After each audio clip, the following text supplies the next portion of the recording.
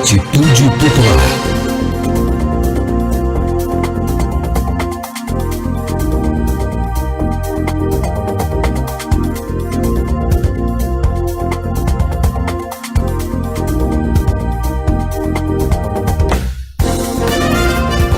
Olá, bom dia, boa tarde ou boa noite, tudo bom? Tudo bem? Está começando a partir de agora, aqui na sua rádio Atitude Popular, o programa dos movimentos sociais do Ceará, Democracia no Ar.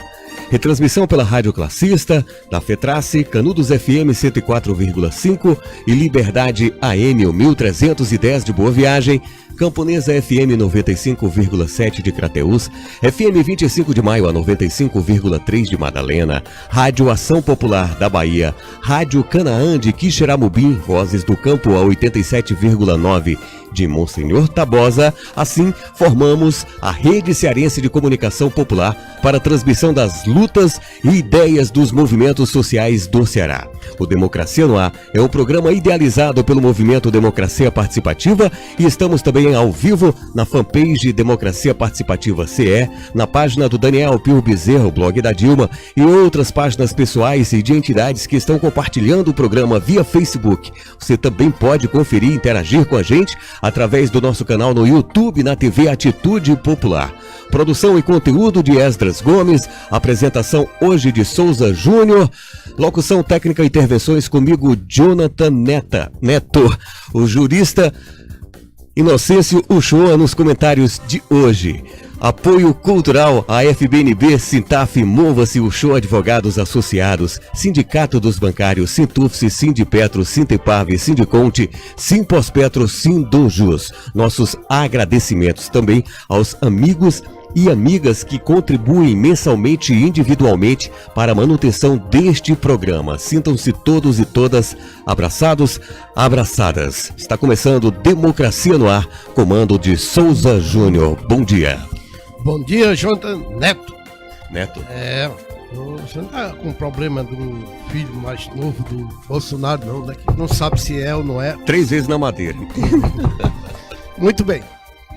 Estou mais uma vez aqui, depois dessas grandes manifestações que tiveram ontem, no 1º de maio, retornando ao programa no lugar da Marina Valente, que ainda, infelizmente, se encontra em tratamento médico, e eu espero que amanhã ela possa retornar, senão nós estaremos aqui tentando substituir. Eu digo tentando porque eu não tenho aquela mesma verve da versatilidade dela na apresentação e a alegria que ela transmite para todos e todos, apesar desse governo.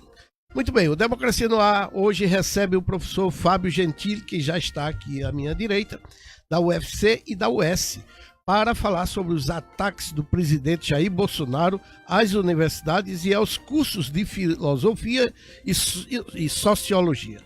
Os comentários de hoje é do jurista Inocêncio Uchoa, que também está aqui à minha esquerda e é membro do Movimento Democracia Participativa, que patrocina esse programa. Muito bom dia, professor Fábio Gentili. Depois daqui do Giro de Notícias nós vamos conversar. É um prazer tê-lo aqui na nossa bancada do Democracia no Ar. O prazer é meu. Bom dia, Inocêncio, mais uma vez, que está se tornando agora um comentário fixo, né? Impossibilitado está o professor, que por acaso é seu filho, né? O Marcelo Uchoa, que não tem podido comparecer, né? Mas a sua presença aqui é enriquecedora. Muito bom dia. Bom dia, Souza Júnior, bom dia, professor Fábio, bom dia, Jonathan Neto, e bom dia, ouvintes, né, internautas por todo esse país. Lamentando a ausência da nossa querida Marina Valente, né, que já tradicionalmente é a âncora desse programa e que tem agradado na sua forma de apresentar tanto, né? E realmente a apresentação dela é muito empática, né? A gente tem muita empatia, gosta muito, todo mundo gosta muito da apresentação da Marina. Marina, fique boa, que nós esperamos você aqui. Melhoras. Bem, vamos, Jonathan, ao Giro de Notícias? Vamos sim, vamos girar. Democracia no Ar. Atitude Popular. Giro de Notícias. Em Em apenas 3 meses de governo de Jair Bolsonaro, PSL, o número de desempregados no país cresceu 10,2% e a taxa subiu para 12,7% no trimestre encerrado em março. No total, 13,4 milhões de trabalhadores e trabalhadoras estão desempregadas, segundo a Pesquisa Nacional por Amostra de Domicílios, o PNAD contínua, do Instituto Brasileiro de Geografia e Estatística, IBGE, divulgada na manhã do dia 30 de abril. A maior taxa de desemprego desde o trimestre terminado em maio de 2018, quando o percentual também ficou em 12,7%. Pode ser um dos reflexos da falta de investimentos públicos. Aliás, está a zero, né? Notícias que eu tenho recebido sobre os investimentos no país. Só neste primeiro trimestre de 2019, em comparação com o trimestre encerrado em dezembro, mais de 1,2 milhão de pessoas perderam os empregos, segundo o IBGE.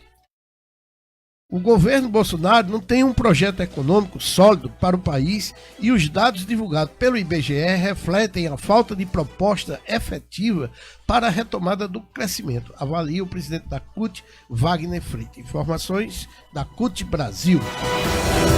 Atitude Popular. Giro de notícias. Bem, policiais civis fazem nesta quinta-feira, 2 de abril, uma operação contra a milícia que atua na Muzema, na zona oeste do Rio de Janeiro. A meta é buscar documentos e computadores para auxiliar no inquérito sobre o desabamento de 2 prédios na comunidade no dia 12 de abril, o que deixou 24 mortos. De acordo com a Prefeitura do Rio, os prédios que desabaram foram construídos por uma milícia chefiada pelo Major Ronaldo Paulo Alves Pereira, um dos alvos da Operação Os Intocáveis, preso no início do ano. Anos antes de ser preso, o Major Ronaldo foi homenageado em 2004 pelo então deputado estadual e senador eleito Flávio Bolsonaro, do PSL do Rio de Janeiro, que propôs uma moção de louvor a ele na Assembleia Legislativa do Rio de Janeiro. É isso aí. O major também é investigado por envolvimento no escritório do crime, grupo de matadores profissionais do Rio, e suspeito do envolvimento com o assassinato da vereadora Marielle Franco e do motorista Anderson Gomes. Outro alvo da Operação Os Intocáveis é o ex-capitão do BOPE Adriano Magalhães da Nóbrega, apontado pelo Ministério Público do Rio de Janeiro como chefe do escritório do crime. A mãe do policial trabalhou no gabinete de Flávio Bolsonaro na Alégio, outro filho do Bolsonaro. O próprio parlamentar fez homenagens ao ex-capitão. O curioso é que, de acordo com o registro da Assembleia Legislativa, o filho do presidente Jair Bolsonaro foi o único a votar contra a proposta do deputado estadual Marcelo Freixo, do PSOL, atual deputado federal, para conceder a medalha Tiradentes em homenagem à vereadora, quando o pessoalista ocupava um cargo no Legislativo no estado do Rio. Informações do Brasil 247. Daria para montar um PowerPoint aí, né? Não sei se... Né? Mostrando aí a ligação da família Bolsonaro com o crime organizado das milícias, né? O assassinato da Marielle, a homenagem que esses milicianos receberam da família Bolsonaro e, coincidentemente, o Bolsonaro, o único deputado a não conceder a medalha proposta na Assembleia Legislativa do Rio de Janeiro. Chama atenção também que as milícias comandadas por ex-militares de patente grande, né? De patente alta.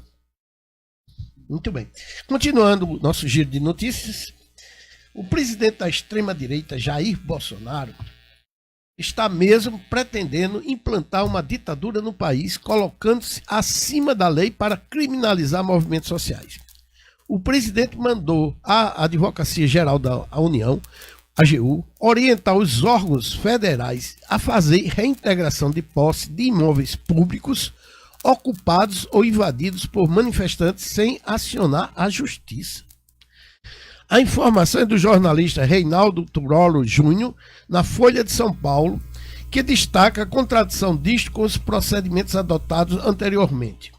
Abre aspas. Antes, aponta o jornal, os responsáveis pelos prédios pediam à AGU para ajuizar uma ação de reintegração de posse, o que, para o governo, causava demora e interrupção dos serviços nos órgãos ocupados. Agora, segundo a AGU, os gestores deverão chamar diretamente a Polícia Federal para, com o auxílio das polícias estaduais, retirar os manifestantes. Fecha aspas. Em 2016, o governo paulista do tucano Geraldo Alckmin adotou procedimento semelhante contra o movimento estudantil secundarista que ocupou escolas. A medida do governo Bolsonaro busca atingir as universidades federais, onde se prevê que ocorrerão manifestações de protesto contra os cortes de verbas decretados pelo governo Bolsonaro. O governo tem em mira também os movimentos sem terra e indígenas. Informações do Brasil 247. Realmente, né, doutor Inocêncio, nós estamos vivenciando um estado paralelo, né, e patrocinado pelo próprio governo Bolsonaro. Quer dizer, fortalecimento das milícias, ações à revelia da justiça, quer dizer, apenas baseado na força policial, na determinação dos proprietários. Eu queria adicionar aqui a essas notícias, antes de a gente começar o tema do debate, viu? Com licença, professor. Sim, sim. Esse recente pronunciamento do presidente da República, onde ele defende que em toda a extensão das propriedades rurais tenha armamento, seja liberado armamento. Para quem utilizar? Por milícia, lógico, né? E simplesmente defende o direito de matar sem punição. O que é que o senhor acha disso? Isso é gravíssimo, porque se trata de um pronunciamento oficial do presidente da República. Eu mesmo vi o presidente da República pela televisão, numa solenidade oficial, né, lá em Brasília, com os representantes do agronegócio, acho que em Brasília, não sei, acho que não, talvez em Ribeirão Preto, do agronegócio, e o presidente dizendo que as pessoas, sempre que, se você está na sua propriedade e se alguém tentar ultrapassar, você pode atirar. Você deve atirar, não pode. Deve atirar, deve matar, deve atirar. É uma licença para matar.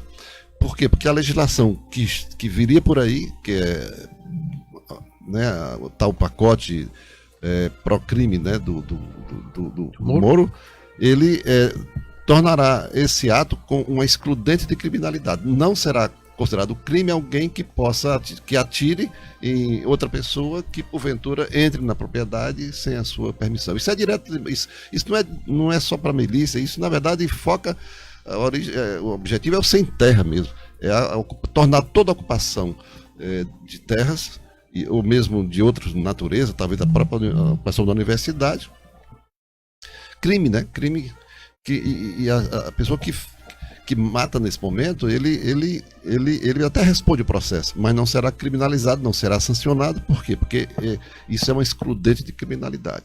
É muito genérica uma situação dessa para você considerar isso como uma regra legal. Lamentavelmente. Na verdade, é uma permissão para matar. É uma orientação, inclusive. Não é porque ele diz, não fala pode matar, deve matar. Estimula que se assassine as pessoas dessa forma. Isso é inacreditável, né? O Brasil está vivendo um momento muito estranho, né? Porque o presidente da República, numa fala oficial, no cargo de presidente e falando como presidente da República, desenvolver este raciocínio e mandar para o Congresso um projeto de lei com essas características, é alguma coisa muito grave que a sociedade tem que discutir isso, tem que debater, porque não está certo isso. Não está certo. Muito bem. Nós estamos aqui justamente para falar hoje no programa Democracia no Ar de um tema sobre uma exclusão que o governo Bolsonaro quer praticar, que são os cursos de sociologia e filosofia das universidades.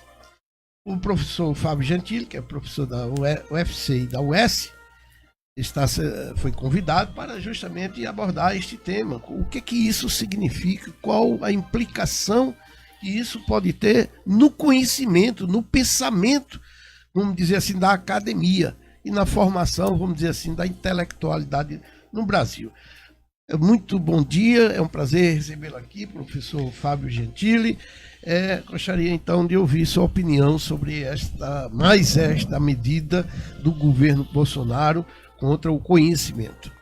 Bom dia, é realmente um prazer ficar aqui com você e com o Inocêncio para conversar sobre esse assunto que me deixa realmente muito, muito preocupado. A situação é gravíssima e realmente o perigo é de perder avanços, conquistas, mas não apenas no Brasil, porque a questão não é apenas brasileira, a questão aqui envolve a civilização humana. Quando você ataca a sociologia, a filosofia, você ataca a civilização humana, ataca conquistas de centenas de anos. Eu acho que essa questão pode ser analisada em dois níveis, assim, que são também vinculados entre eles. Há uma clara estratégia ideológica e política de atacar o PT nas universidades. A gente sabe que as universidades humanas no Brasil, mas também na Europa, então, o Brasil, quer dizer, acompanhou uma onda de hegemonia marxista nas universidades. A própria sociologia foi fundada por um intelectual marxista na década de 50 no Brasil. Então, o Brasil, quer dizer, há uma hegemonia na sociologia e, de forma geral, nas ciências humanas que é marxista. Isso não é para se envergonhar, quer dizer, foi uma coisa fundamental, porque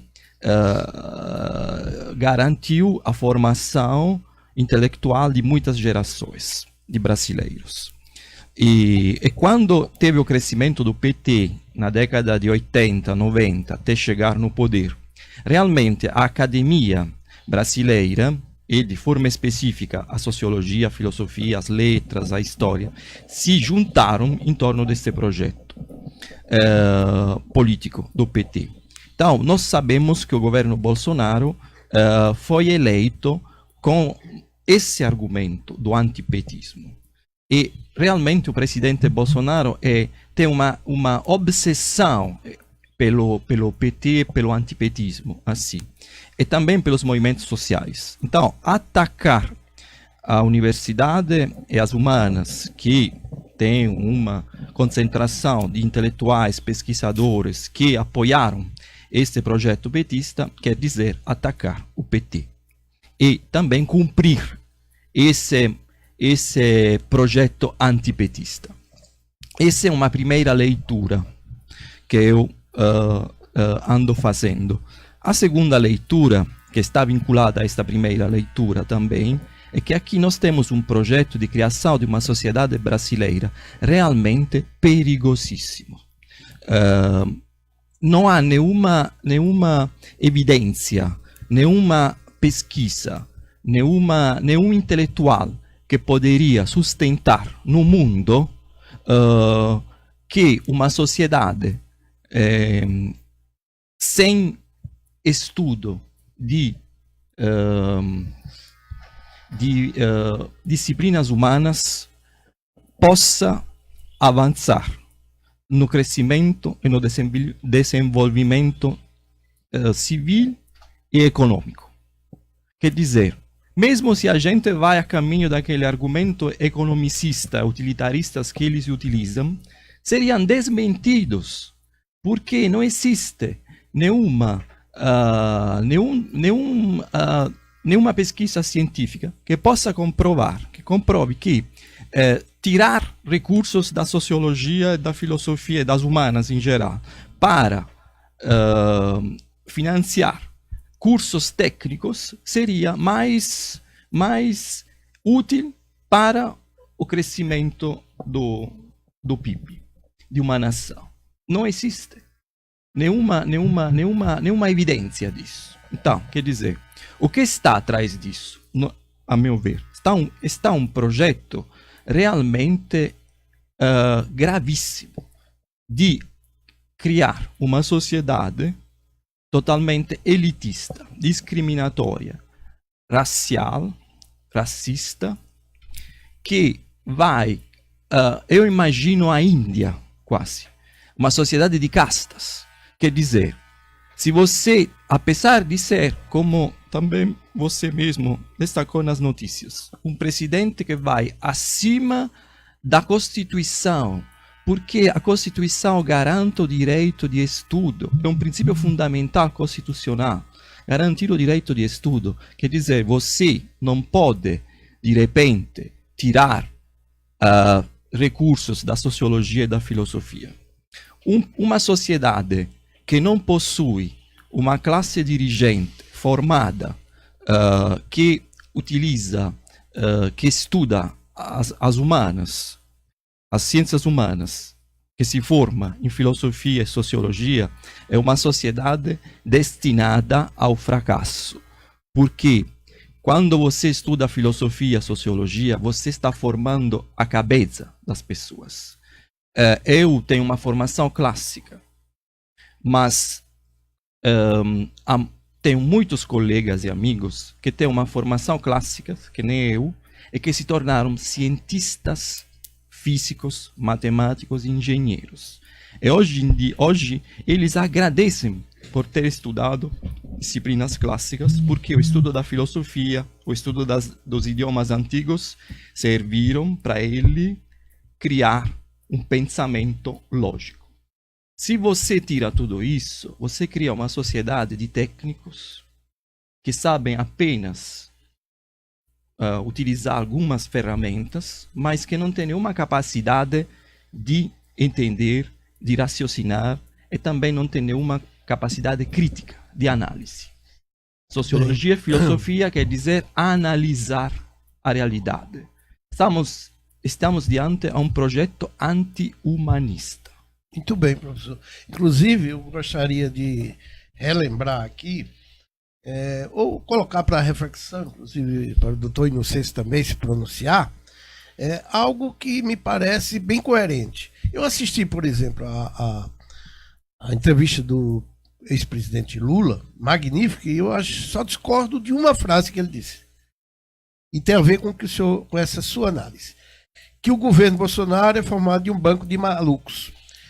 Aparentemente são. Né? Eles dizem coisas malucas, mas eu acho que por trás dessa maluquice tem um projeto, que é o que o senhor colocou. Um projeto muito bem definido. E aí eu lembro já que estamos falando em filosofia, de um pensamento de Sócrates, formulado há 2.500 anos, cerca de 2.500 anos atrás, que permanece atualíssimo e que eu acho que se aplica, viu, doutor Inocêncio, a essa situação. Ele diz assim, ninguém pratica o mal voluntariamente, mas por ignorância. E complementa, a sabedoria e a virtude caminham juntas. Ora, se a gente analisar o perfil do eleitorado de Bolsonaro, claro que toda regra tem exceção, né? Mas o perfil intelectual realmente deixa muito a desejar. São pessoas que são capazes, inclusive, de justificar o voto e de defender hoje o governo Bolsonaro. A não ser, como o senhor bem disse, o discurso antipetista, né, contra a esquerda, contra os movimentos sociais. Mas em torno da defesa do governo Bolsonaro, eles não têm capacidade de formulação. Ao contrário dos eleitores que votaram em outros candidatos e no segundo turno em Haddad. Então eu penso que o projeto que está em curso, eu gostaria de ouvir a opinião sobre isso, doutor Inocêncio também, é exatamente para voltar a regredir o pensamento no país, para formar essa base de apoio de ignorantes, para que a maldade possa ser aplicada. Porque é preciso ter muita ignorância, muito desconhecimento, inclusive, da história, até da história recente. Ele diz que não houve ditadura. Quer dizer, o que defende a ditadura, meu amigo, é o quê? Eu gostaria de ouvir sua opinião, doutor Inocêncio, sobre isso, e depois nós vamos fazer um break, né? Isso, e voltarmos para o professor Fábio Gentili. Concordo integralmente com as palavras do professor, com a análise do professor Fábio e as suas próprias, Souza Júnior. Na verdade é o seguinte, o ministro da Educação anterior já tinha dito que a universidade é coisa para a elite. Quer dizer, tirar o povo da universidade. A universidade é para uma elite. A elite que? A elite econômica. Os filhos da elite econômica, os filhos das classes médias altas e da burguesia. Essa é a proposta. A proposta mesmo é formar um universo de mentecaptos, de pessoas sem capacidade de análise, sem capacidade minimamente de criticar a realidade e passar por cima. Porque, veja, esse governo, ele próprio é produto das fake news, de mentiras. O pensamento da universidade é ruim para ele. As pessoas não tem que estar afastado disso. As pessoas têm que ser simplesmente operários que cumprem ali sua jornada de trabalho, vão para casa e se dão por satisfeitos porque estão comendo ali, estão recebendo um salário e se alimentando com suas famílias. No máximo isso daí. Quer dizer, é inacreditável o que está acontecendo no Brasil. A universidade não é para as pessoas comuns do povo. Aliás, o próprio ensino. Para esse grupo aí que está no governo, a sociedade ideal é a sociedade das fake news. Não precisa estudar na universidade, né? O cidadão tem que se informar pela mídia, pelas redes sociais. Eles querem que, na verdade, é o seguinte: na cabeça deles, o cidadão será informado pelas redes sociais. Ora, as redes sociais são o campo ideal, né, para as mentiras, para a manipulação das informações. Não por acaso, na época da eleição, apareceram algumas informações criminosas, né, não é fake news. Fake news é uma notícia falsa. Criminosas. O sujeito inventar uma história da mamadeira de piroca e outros 2 ou 3 situações como essa, que são absolutamente inacreditáveis, que nunca existiram, mas com isso se ganha a eleição. Então, essa é o nível digamos, de intelectualidade que é permitido por esse grupo que está no governo. É um projeto, sim. É um projeto, sim. Aliás, o ministro, depois de dizer que a universidade devia ser só para a elite, quando ele falou inicialmente, já este novo ministro da Educação, que iria tirar a sociologia e a filosofia e as humanas das universidades, falou no Nordeste. No Nordeste não se deve priorizar mais sociologia. Por que no Nordeste? É uma ignorância completa da história. Esse ministro aí, da Educação, ele não é educado para conhecer a história do país dele. O Nordeste, ele não sabe, talvez, que é o responsável por grande parte do pensamento nacional. Ele, por exemplo, não sabe que um Clóvis Bevilacqua, no início do século passado, foi um dos grandes pensadores, dos grandes construtores do pensamento jurídico do Brasil, né? Depois que um deles, do lado de São Paulo, do sul, do sudeste, um jurista contratado lá na época pelo Império, não conseguiu dar conta do recado, não conseguiu produzir um código civil, e o Clóvis Bevilacqua foi contratado e produziu um código civil que demorou quase um século. Ele não conhece um Farias Brito, que é um dos, digamos assim, dos pensadores, dos filósofos mais importantes da história do Brasil. Um dos construtores, digamos, do pensamento filosófico brasileiro. Ele não tem ideia de que... Aliás, eles até podem ter ideia. Não o presidente, que esse realmente não tem capacidade. Mas esse ministro talvez até tenha ideia. Mas o problema é não permitir mesmo que as pessoas tenham um pensamento crítico, consigam entender a sua realidade, consigam, por si próprio, analisar e ver. Porque o ideal de sociedade para eles é uma sociedade manipulada, né? O cidadão tem que viver no Ctrl-C, Ctrl-V. É só, digamos assim, repassando informações. Quando o cidadão diz que não quer mais o ensino da filosofia e da sociologia e das humanas, ele, na verdade, está fazendo uma declaração. Ele declara a sua incapacidade não dele, do povo brasileiro, de formular teorias, de formular conceitos, né? De formular teses. É ficar só recebendo teses dos outros e repassando. Uma trupe que o presidente vai aos Estados Unidos e declara seu amor incondicional aos Estados Unidos, a um outro país, que faz continência e acha isso muito importante, faz continência à bandeira de outro país, bandeira no caso dos Estados Unidos, é o país da subserviência, é o governo da não engenhosidade, da brutalidade, da bestialidade, da ignorância. E isso se faz a partir de quê? Faz a partir do corte do ensino superior, né, para as camadas do povo.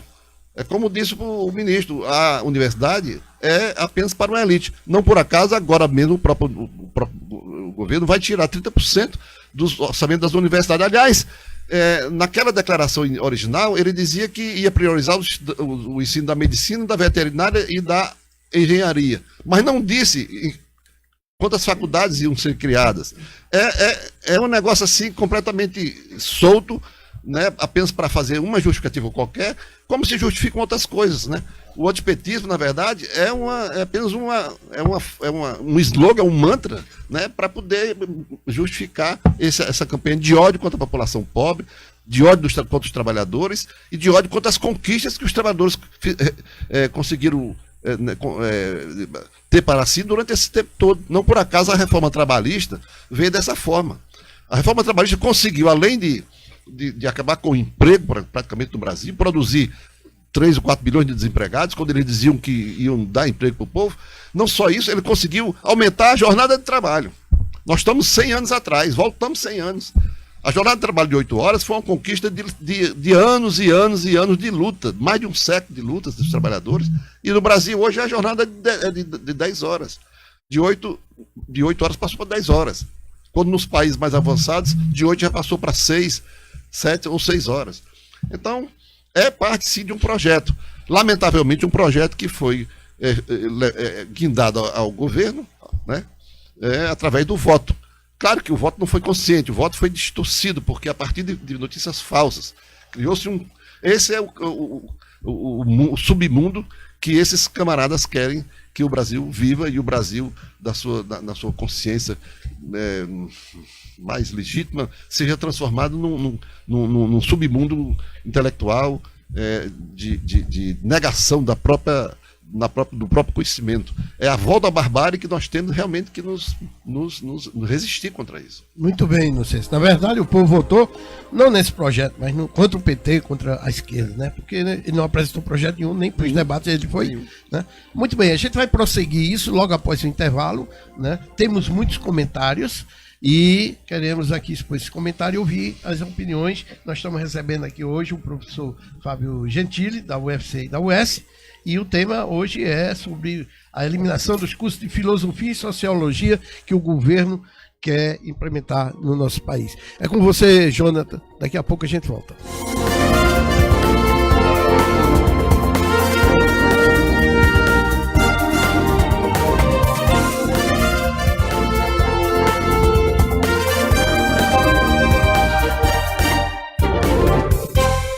É isso nós estamos ouvindo, conferindo o programa Democracia no Ar, que é o espaço dos movimentos sociais do Ceará, com apoio cultural da FBNB, Sintaf, Mova-se, o Show Advogados Associados, Sindicato dos Bancários, Sintufse, Sindipetro, Sintipave, Sindiconte, Simpospetro, Sindojus.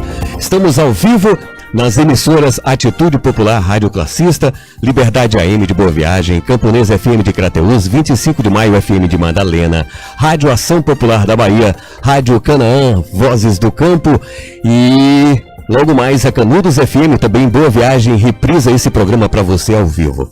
Estamos também ao vivo na página Democracia Participativa CE no Facebook, na página do Daniel Pio Bezerro, blog da Dilma e outras tantas páginas pessoais e de entidades que estão compartilhando o programa Democracia no Ar. Tudo isso via Facebook. O programa Democracia no Ar é uma realização do movimento Democracia Participativa. Atitude Popular. Sua rádio com atitude. Para você que está chegando agora, bem-vindo, bem-vinda. Você confere segunda parte do programa Democracia no Ar, comando do Souza Júnior.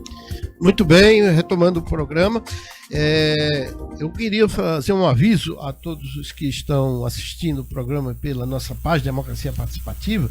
Parece que está havendo um bloqueio dos comentários na nossa página, porque normalmente a gente tem 80, 100, já chegamos a ter mais de 200 comentários durante aqui o programa.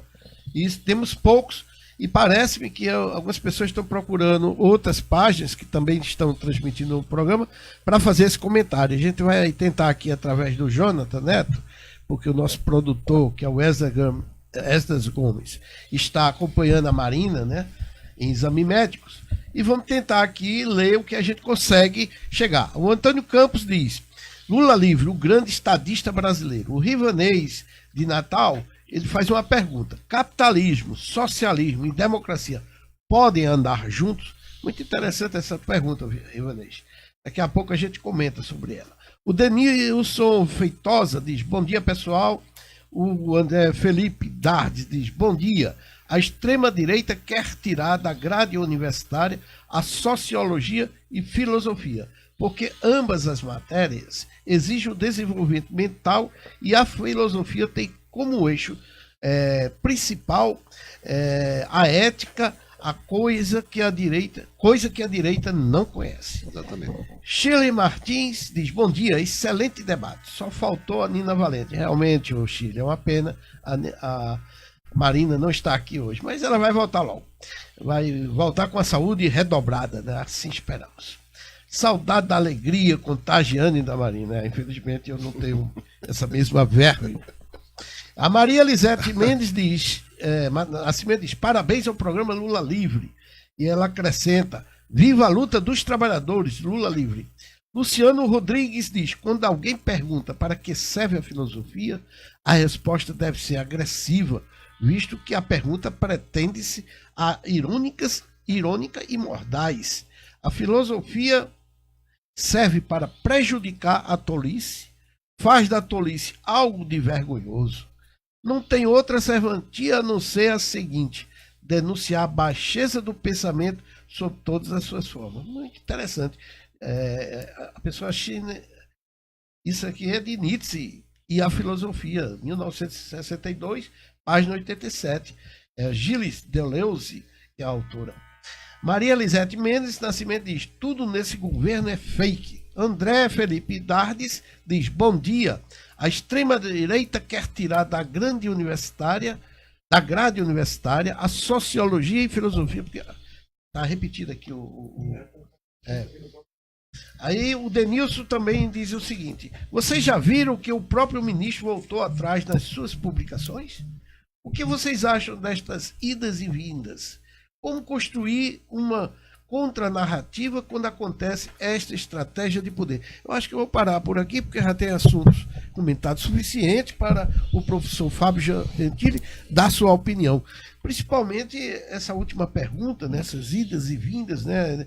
O faz, depois desfaz, diz, depois diz do governo. Você acha que isso é uma estratégia ou é fruta maluquice mesmo desse governo? Não, isso é realmente uma estratégia. Aqui não, eu concordo, não há nada de maluco. É tudo uma estratégia. Inclusive, veja como não tem um dia que você não tem uma declaração. Se acorda de manhã com uma declaração. Um dia é um elogio da ditadura militar, apresentada como um movimento a favor, a serviço da nação contra o totalitarismo comunista, querendo invadir o Brasil e fazer uma revolução em 64. Outro dia é a favor do uso dos manuais de histórias neutrais. Outra coisa totalmente absurda. Outro dia chega o ministro da Exterior e fala que o nazismo tem uma origem marxista-comunista. Outro dia é que vão tirar a sociologia e a filosofia. Todos os dias tem uma notícia sobre isso. É claro que é uma estratégia. Depois, é claro que o governo, de acordo com, digamos assim, o consenso, também o que a opinião pública está falando, o que está acontecendo, assim vai um pouco assim, recuando, avançando, vai, digamos assim, equilibrando um pouco mais para frente, depois falar, mas eu não queria dizer isso. A gente já passou por isso, porque não é o primeiro governo de direita que faz isso. Eu passei na década de 90 por os governos Berlusconi, de direita conservadora na Itália. Não havia dia que esse governo um dia falava: vamos tirar os idiomas antigos da do colégio porque não serve mais. É uma coisa bem parecida com o que o governo Bolsonaro está fazendo. Tipo latim. É, latim. No dia seguinte falava, não, mas não era bem isso que eu queria dizer, assim. Depois, outro dia, jogavam outra bomba, assim. Então, é uma estratégia. Então, não há dúvida, para mim. É uma estratégia, assim.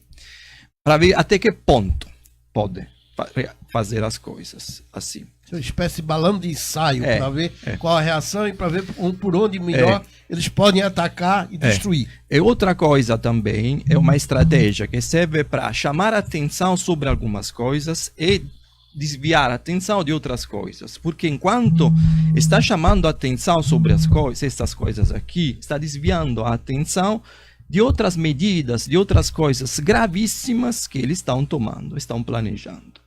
Então, essa é uma estratégia.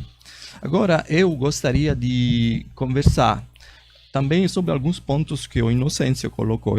Eu concordo totalmente com ele. Tem dois pontos que eu acho fundamentais que ele falou. Primeiro, quando o presidente vai nos Estados Unidos e elogia os Estados Unidos.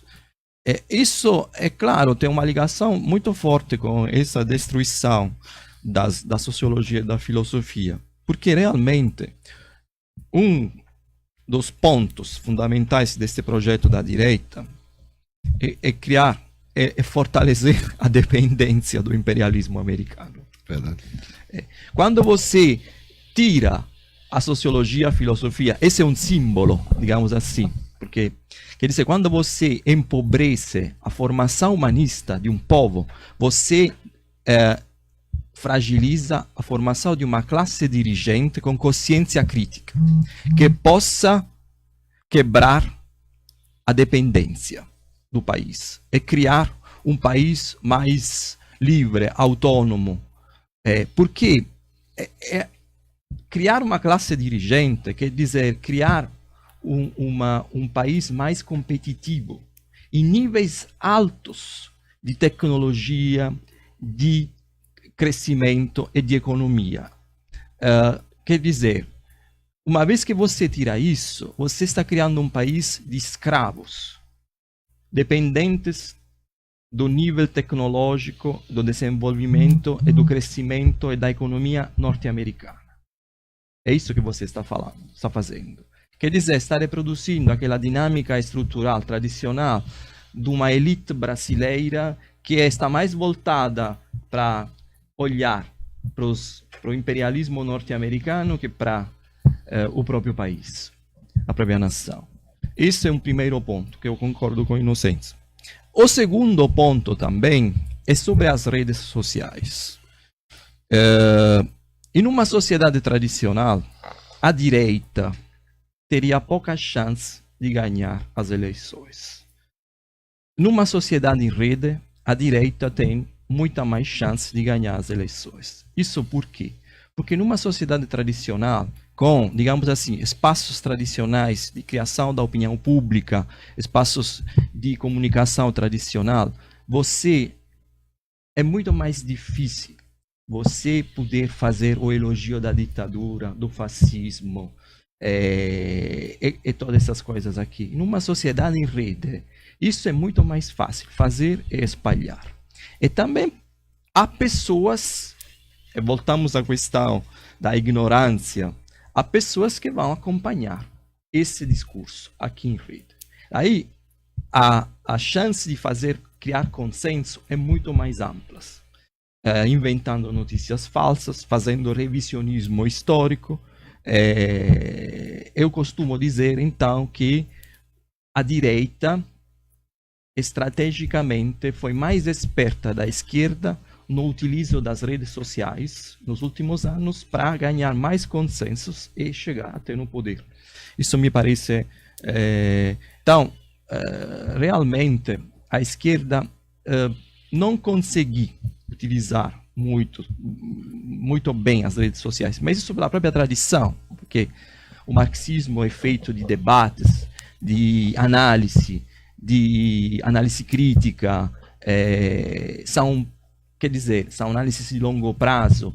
É difícil você colocar todas essas questões numa rede social, virtual, de forma superficial, simplória, como a direita faz, colocando essas questões assim e ganhando muito consenso. É isso. Muito bem, professor.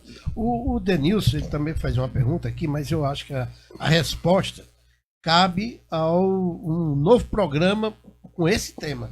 Ele diz assim: como construir uma contranarrativa quando acontece essa estratégia de poder? Entendeu? Viu, Denilson? Eu acho que isso aqui vai ser um tema de um outro programa, tá certo? Porque é um desafio para todos nós. A Joana Dark diz: bom dia a todos e todas, Rio de Janeiro, Lula livre, Lula preso político. E a Anne Elisa Machado Fonseca, ela faz aqui uma pergunta muito interessante, doutor Inocêncio. Eu gostaria que comentasse. Ela diz assim: isso é a propósito das milícias e da licença para matar que o Bolsonaro está querendo conceder aos ruralistas, né? Ela pergunta: os índios também vão poder matar os safados que estão invadindo as suas terras?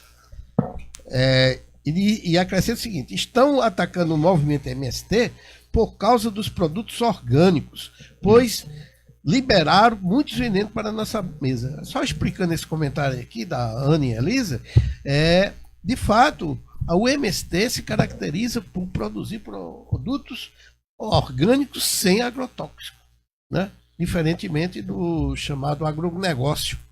A Neyara Parente diz: bom dia de luta, companheiros. A primavera está em nossos horizontes. Jamais a classe trabalhadora pode aceitar o neocolonialismo que o professor Fábio está falando e o governo de Bolsonaro está defendendo. O celular aqui parou. Então temos aí uma virada da nossa condição. Ao invés de sermos uma economia de capitalismo dependente, estamos nos transformando em capitalismo neocolonial. Verdade, né? Pelo menos esse é o projeto, né, do Bolsonaro. E a Cristiane diz: Lula livre, não. Cristiane Silva: Lula livre, não a reforma da Previdência. Salvador presente aí, os baianos, um abraço. E aí, o que você acha, doutor Inocêncio, sobre essa proposta aqui, essa pergunta, né? E aí, os índios vão poder matar também? A legislação ela vai ter esse momento em que o sujeito atira e mata, enfim, mesmo que não mate, atira na outra pessoa porque está ali na sua propriedade, vai inserir dentro do excludente de criminalidade. Na verdade, isso aí, na verdade, é o seguinte: o que está sendo feito é legalizando, né? Legalizando aquela situação que normalmente seria crime e o sujeito seria condenado por aquele crime. É diferente no caso dos indígenas. Os indígenas não estão armados, e a história dos indígenas não aponta nesse sentido. Ao contrário, os indígenas foram vítimas, foram milhões e milhões, eram 80 milhões de índios aqui em toda a América, quando do início das colonizações. Só no Brasil, tanto na Espanha, milhões. Tanto na chegada do Cristóvão Colombo, como na milhão. chegada aqui do Cabral. Eram 80 milhões de índios. Hoje talvez não tenha uns 10 milhões, talvez. Então, a história não é essa, a história é o contrário. Na verdade, o que se faz é uma permissão para invadir as terras dos índios. Aí entra a questão da demarcação, né, que vai ser completamente modificado esse sistema. Eu gostaria de tratar de outro tema também, que foi também objeto de uma dessas perguntas, ou desses comentários aqui. É que nós estaríamos criando um neocolonialismo. Não. Eu acho até que não é neocolonialismo, não, é outra coisa. Porque, veja, pior. Porque o objetivo é a cartilha do Hitler, né? O que está sendo aplicado no Brasil é a cartilha do nazismo, e do fascismo também, da Itália, mas o nazismo principalmente. Em 1930 e poucos, existe os fascistas, quando chegaram no governo, né, chegaram através do voto, por uma série de contradições lá da Alemanha, né, da época também estava em crise, de né? Weimar, estava muita crise.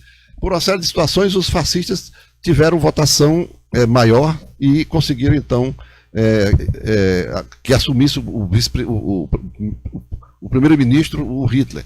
E houve, então, dessa mesma forma, desencadeou todo um processo de ódio contra as pessoas pobres, contra os socialistas, contra os democratas, contra os LGBTs e também contra os judeus, né? E uma das situações mais parecidas com a nossa é que na época eles queimavam, faziam fogueira dos livros de sociologia e de filosofia, e queimavam em praça pública os livros de filosofia e de sociologia, exatamente dentro da mesma lógica daqui. Que isso não é assunto para o povo. O povo não precisa trabalhar com isso. O povo precisa só, no nosso caso agora, ficar se informando pela rede social, porque aí é o terreno do submundo do WhatsApp e tal, do Instagram, Facebook e tudo mais. Então na Alemanha foi assim, só que a Alemanha era diferente por quê? Porque na Alemanha eles pelo menos tinham um certo nacionalismo. Eles primavam pela Alemanha. O Hitler não chegava lá nos Estados Unidos dando continência para a bandeira americana, muito menos para a bandeira inglesa, nem pela francesa e tudo mais. Mas o nosso presidente é de tal ordem submisso que acha que é muito bonitinho chegar não que nada contra os Estados Unidos. Os Estados Unidos é um país e os americanos têm mais é que gostar muito do seu país. Agora, nós temos que velar pelo nosso país, pela nossa comunidade, pela comunidade brasileira. Então, o que está acontecendo, na verdade, é tentando implantar aqui o nazismo nas mesmas modalidades. Ora, o cidadão dizer que a universidade vai cortar 30%, aliás, nem diz para onde é que vai, também é outro aspecto dessa história. Para onde é que vai mesmo? Não é pouca coisa não, é muito dinheiro. Para onde é que vai mesmo 30% que está sendo retirado das universidades federais e dos estudos tecnológicos? Sabe onde é que vai? Ninguém sabe. Não está dito lá para onde é que vai.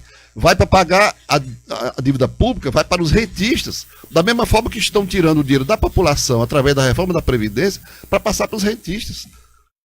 Você não vê no projeto da reforma da Previdência absolutamente nada que toque nos interesses dos grandes capitais no Brasil, e especialmente dos capitais bancários, dos bancos, dos rentistas, dos chamados rentistas, que vivem do capital que não produz nada, é dinheiro que vai reproduzindo enfim. No ano passado, no orçamento do ano passado, 40% de todo o orçamento, quase 41%, foi todo ele para trilhões, foram para pagar a dívida pública. Isso aí é intocável. Agora, tirar de quem? Tirar do pequeno, tirar do homem cidadão, tentando reduzir. O sujeito já está no limite da miséria, da pobreza, da miséria. Recebe R$1.000 por mês para bancar sua vida e comprar seus remédios, o idoso. Reduzir aquilo para R$400, o que é? É matar o sujeito. É entregá-lo à morte daqui a pouco, porque ele não vai poder comprar os remédios. Evidentemente que numa situação como essa, em que existe já um congelamento oficial por 20 anos das despesas com saúde e educação, o que é que nós temos que prever? Prever que as escolas vão ficar cada vez mais precárias, que a saúde vai ficar cada vez mais precária, inclusive o SUS está com os dias contados, mais médico nem pensar. Então, você veja que é sempre retirando das populações. Esse é o governo que o cidadão que votou no Bolsonaro queria, eu não acredito. Ele foi enganado, sim. Mas, infelizmente, nós estamos nos defrontando com essa realidade. O que se quer, na verdade, é como o professor disse muito bem, o professor Fábio, é um projeto muito claro. Claro, eles vão jogando determinadas outras fakes aí, outros assuntos, para poder tirar a atenção daquilo que é mais grave. Mas este assunto que nós estamos tratando aqui é de uma gravidade sem par, porque é como disse o professor, isso é um projeto contra a humanidade, isso é um projeto contra a civilização, é um projeto, ele privilegia não o crescimento intelectual das pessoas, não o crescimento dos conhecimentos, mas ao contrário, o crescimento da ignorância. É manter o povo na ignorância para que ele não saia dali, que ele não tenha uma consciência crítica, não seja capaz de verificar qual é o político honesto, concretamente, qual é o político que está do lado realmente dele, qual é o político, e o político desonesto, né? Aquele que está ali com pele de cordeiro, que ele vota no cidadão pensando que ele vai, né, lá no parlamento, vai defender os seus interesses como trabalhador, como cidadão, mas ele, quando chega lá ele vai defender os interesses dos grandes rentistas, dos grandes empresários e tudo mais. Vira, pelo contrário, vai defender os interesses do governo, o governo, inclusive, fascista como esse. Essa é a diferença. Não é propriamente um neocolonialismo, é muito pior que isso. É um nazismo em estado puro. Muito bem.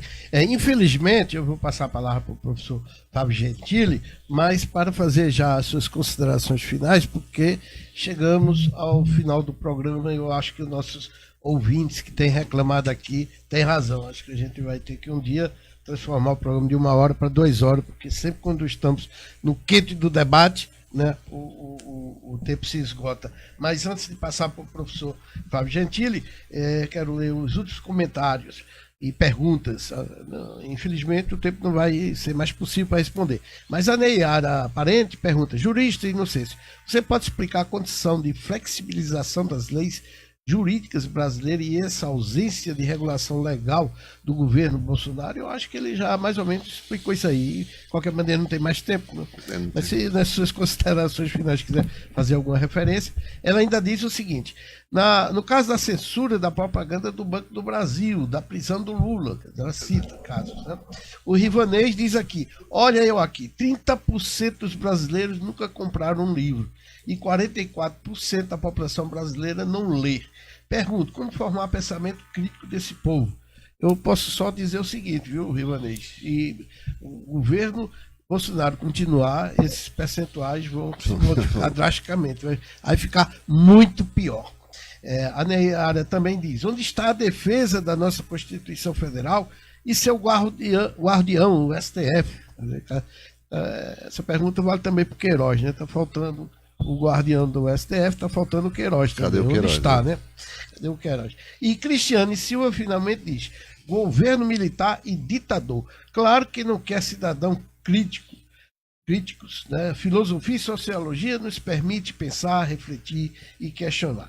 Bem, encerrando o programa com suas considerações finais, o professor Fábio Gentili, depois a gente volta também para as considerações finais do doutor Inocêncio e, infelizmente, estamos chegando ao fim. Professor Fábio Gentili, por favor. Então, seriam muitas perguntas que eu gostaria de responder realmente. Aquela pergunta O senhor será convidado novamente aqui para o Democracia. Então, eu não vou responder, mas porque cada pergunta merece um debate, realmente. Capitalismo, socialismo, democracia era interessantíssimo. Interessantíssimo. O que fazer? Qual seria a uma ação contra, uma contração assim, contra a estratégia do governo também seria merecer mais um programa. Quer dizer, vamos deixar isso para não ficar devendo, mas vamos dever, vou anotar, vou lembrar. Mas eu gostaria de reforçar que como cidadão, como pesquisador, como professor, como também coordenador da sociologia, do programa de pós-graduação em sociologia, quero reforçar que realmente estamos diante de um projeto gravíssimo e que a gente vai se mobilizar. Nós já tivemos uma assembleia com os nossos alunos outro dia para tentar pensar algumas formas de luta e de mobilização.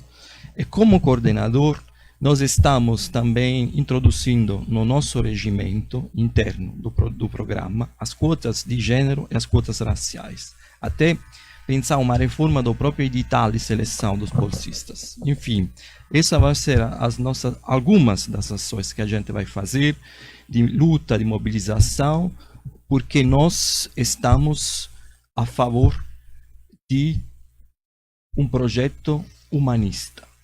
Estamos, então, observando que aqui nós estamos tendo um projeto anticivilizatório e anti-humanista.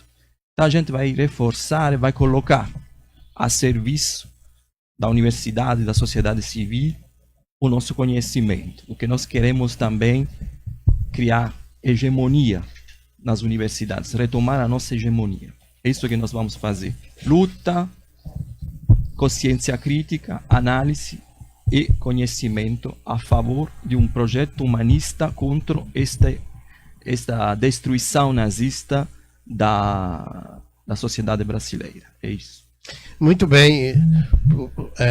Doutor Inocêncio, suas considerações finais. Olha, primeiro dizer da minha alegria de estar aqui com o professor Fábio Gentili, um grande intelectual aqui da nossa universidade, um professor que dá uma contribuição imensa para a elevação, né, do pensamento dos nossos jovens que estão nas universidades, dos demais professores e tal, assim como todo o corpo docente lá da Universidade Federal que eu frequentei, né, durante a vida toda. Pois bem, não é fácil. 30% de cortes na educação superior é uma tragédia.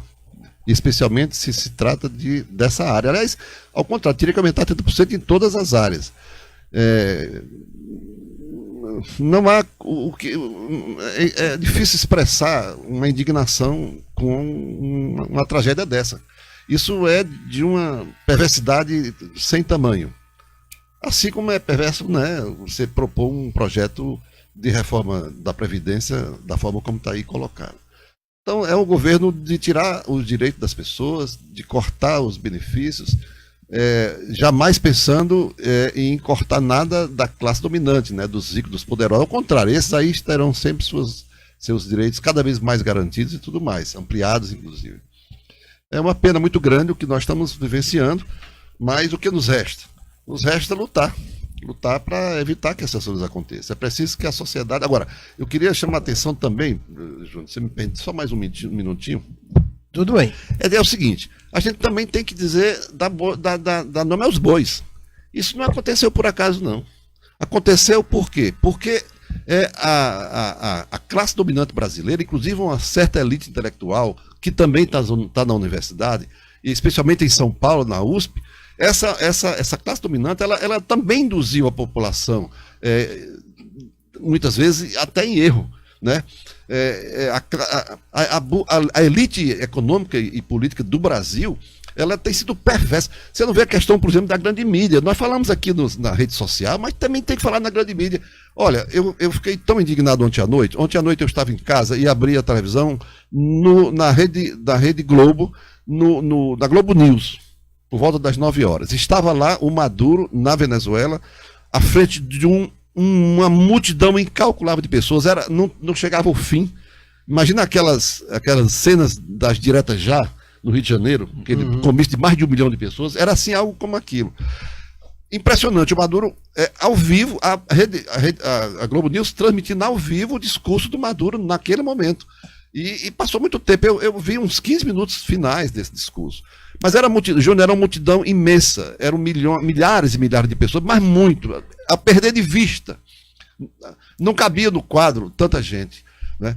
E também em outras cidades. Pois bem, o Maduro falando, e aliás conclamou o povo, nos dias 4 e 5, que é sábado e domingo, voltar às ruas para dizer para o governo o que pode ser feito realmente para mudar, para que haja pacificação nacional e tudo mais. Uma desautorização popular daquele golpe tupiniquim lá do tal do Guaidó, que é um pobre coitado, né? Um boi de piranha está sendo colocado ali de forma ridícula. Pois bem, a própria Globo News, ao vivo, transmitindo ali minutos, eu vi pelo menos uns 15 minutos, eu já peguei o discurso já no final. No dia de hoje, a imprensa não traz absolutamente nada sobre aquilo. O que traz é o seguinte, o jornal daqui que eu leio todos os dias, dizendo que permanecem os conflitos entre a oposição e o governo. Aí mostra uma cena lá de um tanque e 3 ou 4 pessoas provocando os militares. Quer dizer, passa em branco, quer dizer, é o reino da desinformação. Aliás, o próprio comentarista que estava transmitindo, porque como ele fala em espanhol, evidentemente, havia um tradutor, né? Tinha um tradutor na Globo News traduzindo o discurso lá para a Globo News. No final, ao fazer as considerações, o sujeito diz assim, o ditador Maduro, o sujeito está de frente de milhões de pessoas, desautorizando aquele tentativa de golpe, apoiando o governo, um governo que foi eleito em eleições regulares, e ao final daquilo tudo, o sujeito, quando vai dar notícia, o ditador Maduro, agora quando fala no Guaidó, aquele pobre coitado, fala no autoproclamado presidente. Quer dizer, você veja que a forma como é colocado pela grande mídia, aí ela tem responsabilidade sim, de desinformar também a população. A grande mídia sempre, quando tem interesse, ela esconde os fatos que interessam e expõe outras situações, versões que são, no caso específico, mentirosas. O que devia ter colocado aqui é que o povo da Venezuela foi para a rua em defesa do governo que está lá. Que você gosta, que não gosta, porque fato é fato. Você pode até discordar do fato, mas você não pode negar o fato. Esse celular aqui, eu posso discordar que ele seja bonito ou feio. Caro, barato, mas não posso dizer que não é um celular. Então as pessoas têm que ver também, tem um responsável disso aí. Essa história aí, da desinformação do povo, é antiga.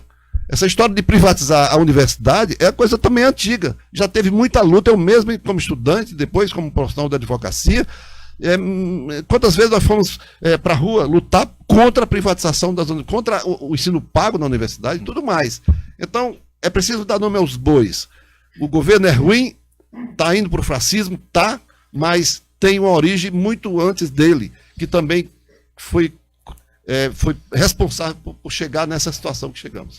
Muito bem, e só para acrescentar, complementar o que acabou de descrever o doutor Inocêncio, a mídia não só nega a informação, ela diz o tempo todo que o Maduro só está no governo porque ainda tem apoio militar, porque o povo já se voltou contra ele, e as próprias imagens demonstram o inverso, né? Mas é por isso que nós precisamos fortalecer essa mídia alternativa, programa como este, Democracia no Ar, e rádio como esta, Atitude Popular. Eu quero aproveitar o encerramento aqui do programa, não só para agradecer a presença do professor Fábio Gentili, que inclusive desde já convidamos para retornar aqui à bancada para responder as perguntas que ficamos devendo, e como sempre, às quinta-feiras temos sempre o doutor Inocêncio Shoa, que sempre dá uma aula de jurídica aqui, toda vez que ele